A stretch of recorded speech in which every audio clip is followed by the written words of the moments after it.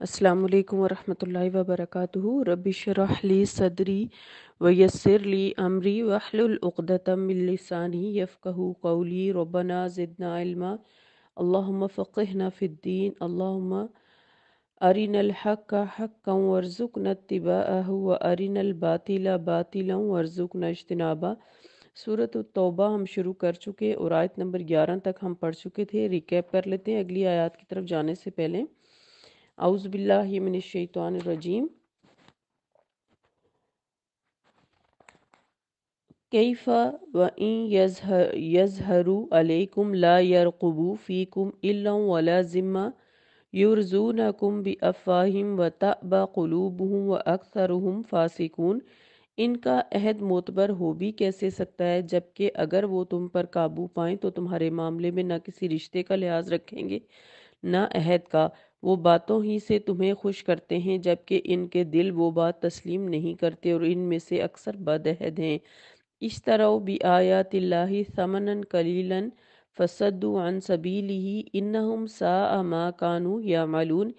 इन्होंने अल्लाह की आयत को थोड़ी सी कीमत पर बेच दिया, फिर लोगों को अल्लाह की राह से रोक दिया। बहुत बुरे हैं वो काम जो वो कर रहे हैं। वो किसी मोमिन के मामले में किसी कराबत का लिहाज रखते हैं न अहद का, और यही लोग शरारतों में हद से बढ़े हुए हैं। हाँ, अगर ये तौबा कर लें, नमाज कायम करें और ज़कात अदा करने लगें तो वो तुम्हारे दीनी भाई हैं, और हम अपने अहकाम इन लोगों के लिए तफसील से बयान करते हैं जो इल्म रखते हैं। आज की आयत नंबर 12। व इन नकसू ऐमानहुम मिन बादि अहदिहिम व तआनु फी दीनिकुम फ़क़ातिलू अइम्मतल कुफ्रि इन्नहुम ला ऐमान लहुम लअल्लहुम यंतहून। और अगर वो मायदा करने के बाद अपनी कस्में तोड़ दें और दीन में ताना जनी करें तो कुफर के इन अलमबरदारों से जंग करो, इनकी कस्मों का कुछ एतबार नहीं, और इसलिए जंग करो कि वो बाज आ जाएं। तो यहाँ आयत नंबर 12 के अंदर बताया गया कि अगर वो अहद तोड़ दें, यानी कि ज़िम्मियों के हवाले से कहा जा रहा है कि अम,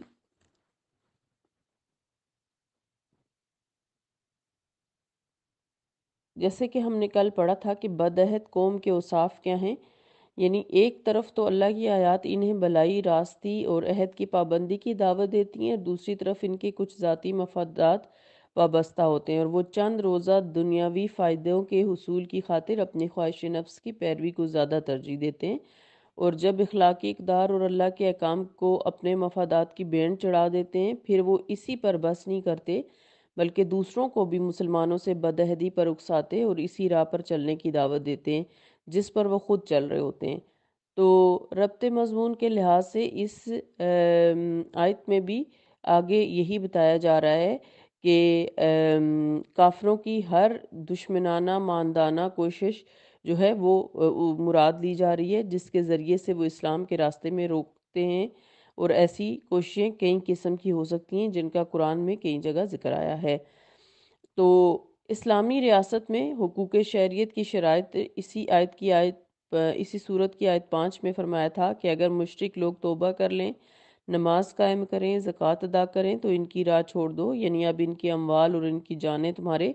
हाथों से महफूज होंगी। और इस आयत में फरमाया कि अगर वो तीनों शराइत पूरी कर लें तो सिर्फ यही नहीं कि इनके जान और माल महफूज होंगे, बल्कि वो इस्लामी बरादरी का एक फ़र्द बन जाएंगे और उन्हें वो तमाम मदनी, माशरती, कानूनी और माशी हकूक़ इसी तरह हासिल हो जाएंगे जिस तरह दूसरे मुसलमानों को हासिल होते हैं। अब आयत नंबर 12 में बताया जा रहा है कि ज़िम्मियों की जो मानदाना सरगर्मियाँ हैं, इस आयत के मफ़हूम में वो काफिर और मुशरिक कबाइल भी शामिल हैं जो ऐलान बरात से पहले अपने अहद तोड़ते और दीन में ताना जनी करते रहे, और वो भी शामिल हैं जो ऐलान बरात के बाद बज़ाहिर इस्लाम ले आए लेकिन इनके दिल इस्लाम की तरफ हरगिज़ माइल नहीं थे, बल्कि वो महज वक्ती मसलहत और मुसलमानों के गलबे के दबाव के तहत इस्लाम लाए थे और किसी मुनासिब मौके के मुंतज़िर थे कि कब वो इस्लाम में कोई कमज़ोरी देखें तो अपने इस्लाम लाने के अहद को तोड़ दें। रसूलुल्लाह सल्लल्लाहु अलैहि वसल्लम की ज़िंदगी में तो इन्हें ऐसा मौका मैसर नहीं आया, लेकिन आप सल्लल्लाहु अलैहि वसल्लम की वफ़ात के बाद फ़ौरन इन्होंने इस अहद को तोड़ डाला और फिर से मुर्तद हो गए, کیونکہ وہ یہ سمجھ رہے تھے کہ اسلام کو جو کچھ غلبہ اور شان و شوکت حاصل ہوئی وہ جو ہے صرف رسول اللہ صلی اللہ علیہ وسلم کے دم قدم سے تھی۔ چنانچہ آپ صلی اللہ علیہ وسلم کے وفات کے فوراً بعد ایسے قبائل نے پوری قوت کے ساتھ بغاوت کا علم بلند کیا، اور پھر سیدنا ابوبکر نے اس آیت کے مصداق سے ان کی ٹھیک ٹھیک سرکوبی کی۔ تو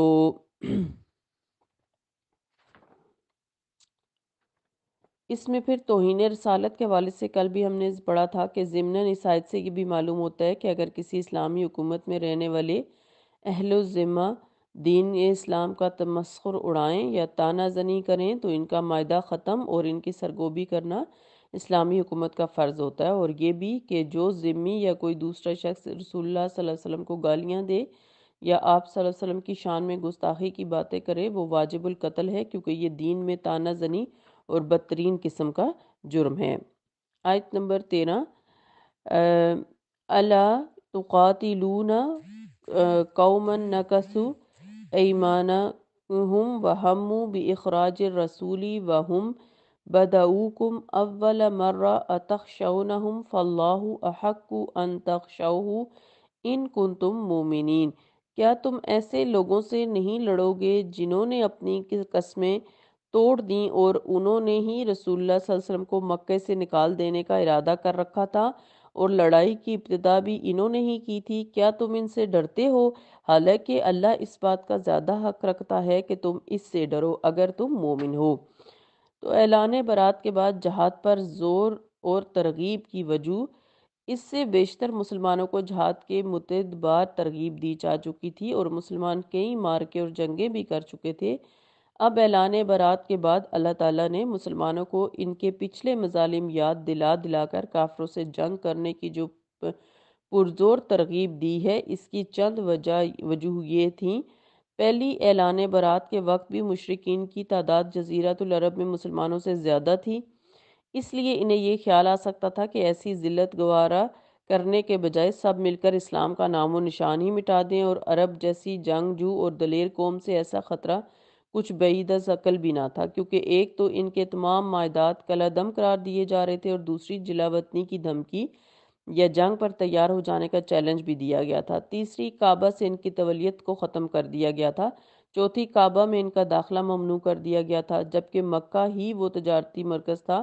جس پر بالخصوص مقامی مشرکوں اور آس پاس کے رہنے والے مشرک قبائل کی معیشت کا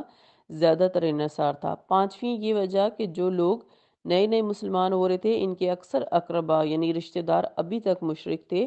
اور ان سے تعلقات برقرار رکھنے کی کوئی صورت نظر نہیں آ رہی تھی، لہٰذا ان وجوہ کی بنا پر یہ عین ممکن تھا کہ سب مشرک متحد ہو کر مسلمانوں سے ایک عظیم جنگ کے لیے اٹھ کھڑے ہوتے، یا کم از کم عرب بھر میں وسیع پیمانے پر مسلمانوں سے خانہ جنگی شروع ہو جاتی۔ لہٰذا ضروری تھا کہ ایسے موقع پر مسلمانوں کو جہاد کی پرزور تلقین کی جاتی اور ان کے ذہن سے ان خطرات کو دور کیا جاتا جو اس پالیسی پر عمل درآمد کرنے کی صورت میں انہیں نظر آ رہے تھے، اور انہیں ہدایت کی جاتی کہ انہیں اللہ کی مرضی پوری کرنے میں کسی بات کا خوف نہیں ہونا چاہیے۔ آیت نمبر 14 قاتلوہم یعذبہم اللہ بایدیکم ویخزیہم وینصرکم علیہم ویشفی صدور قوم مومنین۔ تم ان سے جنگ کرو، اللہ انہیں تمہارے ہاتھوں سے سزا دے گا،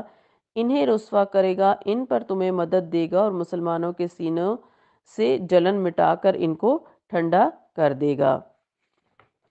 تو اعلان برات کے بعد مشرکوں کے وفود کی مدینہ میں آمد اور قبول اسلام، مسلمان یہ سمجھ رہے تھے کہ اس اعلان برات کے بعد نامعلوم انہیں کیسے تلخ حالات سے دوچار ہونا پڑے گا، اور ان کے یہ اندیشے بے جا بھی نہ تھے۔ ان حالات میں اللہ تعالیٰ نے انہیں دو باتوں کی تلقین فرمائی۔ نمبر 1، جہاد کے لیے پوری طرح تیار رہیں۔ نمبر 2، لوگوں سے ڈرنے کے بجائے صرف اللہ سے ڈریں اور اسی پر بھروسہ کریں۔ چنانچہ اللہ نے مشرکوں کے دلوں میں رعب ڈال دیا، اور بجائے اس کے کہ انہیں مقابلے کی سوچتی، وہ وفود کی شکل میں مدینہ آئے اور اسلام قبول کرنے لگے، اور ایسے وفود کی تعداد 70 کے قریب شمار کی گئی، جیسا کہ سورہ نصر میں اللہ تعالیٰ نے فرمایا کہ اذا جاء نصر اللہ والفتح وَرَأَيْتَ النَّاسَ يَدْخُلُونَ فِي دِینِ اللَّهِ أَفْوَاجًا، جب اللہ کی مدد اور فتح آ جائے گی اور آپ لوگوں کو دیکھ رہے ہوں گے وہ اللہ کے دین میں جوک در جوک داخل ہو رہے ہوں گے، چنانچہ جو قبائل اسلام لائے آپ اس علاقے کا انتظام انہی کے سپرد فرما رہے تھے۔ تو اس طرح جب اعلان برات ہوا تو جو تمام علاقوں کے لوگ تھے ان کے دلوں پر اللہ تعالیٰ نے رعب ڈال دیا اور وہ مدینہ میں آ کر رسول اللہ کے ہاتھ پر بیعت کر رہے تھے اور اسلام قبول کر رہے تھے۔ جہاد کے نتیجے میں مسلمانوں سے 5 وعدے لیے گئے۔ آیت نمبر 14 اور 15 میں اللہ تعالیٰ نے جہاد کے متعلق 5 وعدے فرمائے ہیں۔ بالالفاظ دیگر جہاد کے فوائد سے تعلق رکھنے والی 5 خوشخبریاں سنائیں جو سبھی پوری ہوئیں۔ پہلی یہ کہ تمہارے دشمنوں پر کوئی ارضی یا سماوی عذاب نہیں آئے گا بلکہ انہیں یہ عذاب تمہارے ہاتھوں سے دلوایا جائے گا، اور اس عذاب کی ابتدا غزوہ بدر ہی سے شروع ہو گئی تھی، یعنی مسلمانوں کے ذریعے ان کو پٹوایا گیا۔ دوسری یہ کہ مشرکوں کو رسوا کرے گا۔ اب اعلان برات میں مشرکوں کی رسوائی کی جس قدر پہلو موجود ہیں جن کی تفصیل آیت 1 کے حاشیے میں ہم پڑھ چکے ہیں، اس سے بڑھ کر ان کی اور کیا رسوائی ہو سکتی تھی۔ اور لطف کی بات یہ ہے کہ اس رسوائی کو برداشت کرنے کے بغیر ان کے پاس کوئی چارہ بھی نہیں تھا۔ تیسری یہ کہ ان کے خلاف تمہاری مدد کرے گا اللہ، اور اس کے مدد کا آغاز بھی غزوہ بدر سے شروع ہو گیا تھا، جس کی تفصیل ہم پہلے پڑھ چکے ہیں کہ اللہ تعالیٰ نے بارش اور فرشتوں کی صورت میں جو ہے وہ مسلمانوں کی جنگ بدر میں مدد کی۔ پھر اللہ کی یہ مدد ہر دم مسلمانوں کے شامل حال رہی۔ چوتھی یہ کہ مسلمانوں کے دل مشرکوں کے ظلم و ستم سہ سہ کر بہت زخمی ہو چکے تھے اور ابتداً انہیں ہاتھ تک اٹھانے کی اجازت نہ تھی، صرف ان کے ظلم و ستم برداشت کرنے کی اور درگزر کرنے کی تاکید کی جاتی رہی۔ پھر جوں جوں اللہ تعالیٰ انہیں ستم رسیدہ کمزور مسلمانوں کے ہاتھوں ان مغرور اور سرکش مشرکوں کو پٹواتا رہا تو ان مسلمانوں کے دل ان کی طرف سے ٹھنڈے ہو گئے کہ دلوں میں جاگزیں رنجشیں اور جو غصے سب تھے وہ کافور ہو گئے۔ اور پانچویں یہ کہ انہی مغرور کافروں میں سے اللہ جس سے چاہے گا توبہ کی توفیق دے کر تمہارا بھائی اور تمہارا غمگسار بھی بنا دے گا، اور اس کی مثالیں بے شمار ہیں جو ابتدائی اسلام سے لے کر ابھی تک جاری ہیں کہ بڑے بڑے مکہ کے جو سردار تھے وہ اسلام لے آئے، جن میں سب سے بڑی مثال جو مجھے فیل ہوتی ہے وہ عمر بن خطاب رضی اللہ عنہ ہیں کہ وہ کس قدر دشمن تھے رسول اللہ صلی اللہ علیہ وسلم کے اور اسلام کے، لیکن اسلام قبول کرتے ہی وہ اسلام کی سب سے بڑی قوت بن گئے۔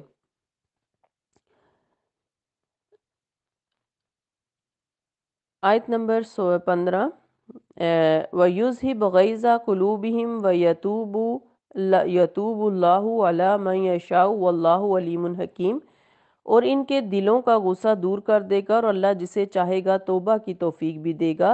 اور اللہ سب کچھ جاننے والا اور حکمت والا ہے۔ جیسے کہ میں نے ابھی آپ ذکر کیا کہ 14 اور 15 آیت کی تفسیر ہم نے پڑھی کہ اللہ تعالیٰ نے خوشخبریاں دی ہیں ان میں کہ اللہ تعالیٰ جو ہے وہ ان مشرکوں اور کافروں کو مسلمانوں کے ہاتھوں پٹوائے گا اور ان کو رسوا کروائے گا، اور مسلمانوں کی ان کے خلاف مدد کرے گا، مسلمانوں کے سینوں کو جو ہے وہ ان کو سزا دے کر ٹھنڈا کرے گا اور ان کا غصہ دور ہوگا، اور پھر اللہ تعالیٰ ان مشرکوں میں سے جسے توفیق دے گا وہ توبہ قبول کرے گا اور اسلام کی قوت بن جائے گا۔ آیت نمبر 16 ام حسبتم ان تترکوا ولما یعلم اللہ الذین جاہدوا منکم ولم یتخذوا من دون اللہ ولا رسولہ ولا المؤمنین ولیجہ واللہ خبیر بما تعملون۔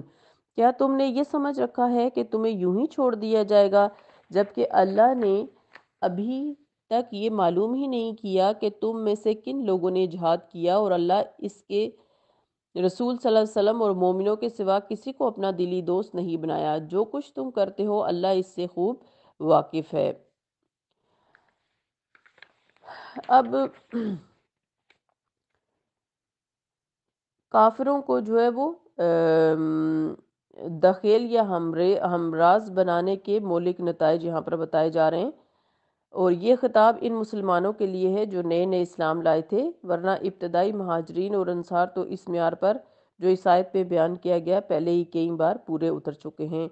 اور اپنے اس امتحان میں کامیاب بھی ہو چکے تھے۔ اس معیار میں بالخصوص دو باتیں بیان فرمائیں، ایک اللہ کی راہ میں جان اور مال سے جہاد کرنا، اور دوسری صرف اللہ اور اس کے رسول صلی اللہ علیہ وسلم اور مومنوں سے دلی اور رازدارانہ دوستی رکھنا۔ یعنی کسی مسلمان کے لیے یہ کسی صورت پہ جائز ہی نہیں کہ وہ غیر مسلم کو اپنے معاملات میں دخل انداز کرے اور اپنا ہمراز بنائے۔ غیر مسلم کو اسلامی حکومت کے کسی ذمہ دار منصب پر فائز کرنا یا کسی غیر مسلم کو کوئی جنگی راز وغیرہ بتلا دینا ایسا خطرناک کام ہے جن کے نتائج ایک مسلم حکومت یا معاشرے کے لیے نہایت مہلک ثابت ہو سکتے ہیں۔ لہٰذا کسی غیر مسلم سے ایسی دوستی گانٹنے کی سختی سے ممانعت کی گئی، اور اس آیت میں بتایا گیا کہ اللہ تعالیٰ یعنی جو یہاں اس آیت میں شروع میں یہ کہا گیا کہ تم یہ سمجھ رہے ہو کہ تمہیں ایسے ہی چھوڑ دیا جائے گا، اور جب کہ اللہ نے ابھی تک معلوم ہی نہیں کیا، تو اس کا مطلب یہ نہیں ہے کہ اللہ تعالیٰ کو معلوم نہیں ہے کہ کون جو وہ اسلام کے ساتھ، اللہ اور رسول صلی اللہ علیہ وسلم کے ساتھ مخلص ہے اور کون نہیں، بلکہ اس کا مطلب یہ ہے کہ اللہ نے تمہیں مسلمان ہونے کے بعد ٹائم دیا ہے، موقع دیا ہے، اب تم ثابت کرو کہ تم اسلام کے ساتھ خالص ہو، اخلاص ہے تمہارے اندر، یا پھر لوگ جو ہیں وہ ان میں سے کون لوگ جو نئے نئے مسلمان ہوئے ہیں، ان میں سے کون جو ہیں وہ وقت کے ساتھ ساتھ اپنی وفاداریاں جو ہے وہ مشرکین کے ساتھ نبھائیں گے اور منافقت کریں گے۔ تو یہ مطلب ہے کہ جب انسان اسلام کا دعویٰ کرتا ہے تو اس کو اس دعوے کو ثابت بھی کرنا پڑتا ہے اللہ کے سامنے، اور اپنا اخلاص دکھانا پڑتا ہے۔ اور یہ آیت، یہ جو سورہ توبہ ہم پڑھ رہے ہیں اور یہ جتنی آیات ہیں، یاد رکھیے کہ یہ آپ صلی اللہ علیہ وسلم کے دور کے حوالے سے ہیں کہ اس دور میں آپ صلی اللہ علیہ وسلم کو جو اسلام پھیلانے میں مشکلات پیش آتی رہیں ان مشرکین کی طرف سے، تو ان کے خلاف پھر اللہ تعالیٰ نے بالآخر آخر میں اعلان برات کیا اور 4 ماہ کا وقت دیا۔ ان آیات کو آج کے لحاظ سے نافذ نہیں کیا جا سکتا، جیسے کہ کئی آیات میں ہم آگے پڑھیں گے کہ ان کو اگر یہ مشرکین نہیں مانتے، پیچھے بھی ہم پڑھ چکے، تو ان کو پکڑو اور ان کو ہر گھات لگا کے بیٹھو اور ان کو مارو۔ تو یہ آج کے لحاظ سے ہم یہ نہیں کہہ سکتے کہ جہاں پہ بھی اب ہمیں کوئی مشرک نظر آئے تو ہم اس کو پکڑیں اور اس کو ماریں اور اس کو قید کریں، اور یہ ایسا اب نہیں ہوگا جب تک کہ کوئی اسلامی حکومت نافذ نہیں ہو جاتی اور وہ باقاعدہ اسلام کی خاطر جہاد کا اعلان نہیں کر لیتی، اس وقت تک یہ نہیں ہوگا۔ لیکن ان آیات کو ہم آج کے لحاظ سے کیسے اپنے اوپر لاگو کریں گے؟ تو اس میں جو باتیں ہمارے سیکھنے کی ہیں وہ یہ ہیں کہ ہم سب بھی اس وقت ایک ایسے دور سے گزر رہے ہیں کہ اور بلکہ قیامت تک ایسا ہوگا کہ اسلام اور کفر کا جو معاملہ ہے وہ اسی طرح رہے گا، اور اسلام کے خلاف کفر برسر پیکار رہے گا، چاہے وہ میدان جنگ میں آ کے ہو، چاہے وہ میڈیا کے تھرو ہو، چاہے وہ لکھائی کے تھرو ہو، جیسے بھی ہو، یا پھر آپ دیکھتے ہیں کہ این جی اوز اس طرح کی مختلف ہیں جو اسلام مخالف ہیں، اور مختلف چینلز کے ذریعے سے بھی ہماری نوجوان نسل کے اندر جو ہے وہ اسلام کے خلاف شکوک ڈالے جا رہے ہیں، انہوں نے اسلام سے دور کیا جا رہا ہے اور اسلام کی آیات کو غلط تفسیر کر کے جو ہے وہ نوجوان نسل کو بہکایا جا رہا ہے۔ تو یہ ساری چیزیں